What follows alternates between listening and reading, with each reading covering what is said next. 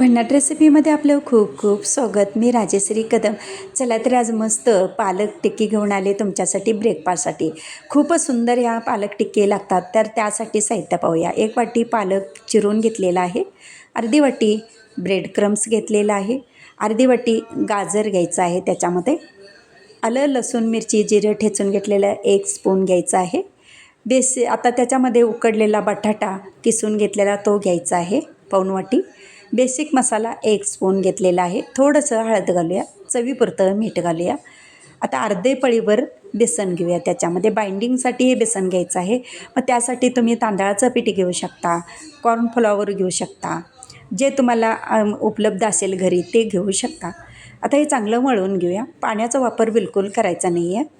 अशा पद्धतीनं मळून घ्यायचं आहे. आता हे पीठ मळून झालेलं आहे पहा. पिठाची कन्सिस्टन्सी पहा, अशा पद्धतीने पीठ ठेवायचं आहे. ह्यातला छोटासा गोळा काढून घेऊ आणि हव्या त्या शेपमध्ये टिक्की बनवून घ्यायची आहे. तुम्हाला जो शेप आवडतो त्याप्रमाणे तुम्ही बनवून घेऊ शकता. अशा सगळ्या टिक्क्या बनवून घ्यायच्या आहेत. मग ब्रेकफास्टसाठी म्हणा किंवा मुलांच्या मधल्या टिफिनसाठी म्हणा, असे देऊ शकता बनवून तुम्ही. आता सगळे असे बनवून घेऊ आणि आता गॅसवरती तवा ठेवून मस्त शालो फ्राय करून घ्यायचं आहे. पटकन होतात, कमी बजेटमध्ये घेऊन आलेली रेसिपी ही तुमच्यासाठी. चला तर मग आता गॅस लावून घेऊ आणि तव्यावरती तेल थोडंसं टाकायचं आहे. शालो फ्राय करून घ्यायचं आहे. मग बड्डे असो, किट्टी पार्टी असो, तर असा ब्रेकफास्टसाठी ही अतिशय उत्तम रेसिपी आहे. आता सगळे बनवलेले आपण याच्या टिक्क्या तव्यामध्ये अशा ठेवूया आणि मस्त वरून थोडंसं तेल टाकून पुन्हा व्यवस्थित भाजून घ्यायच्या आहेत त्या.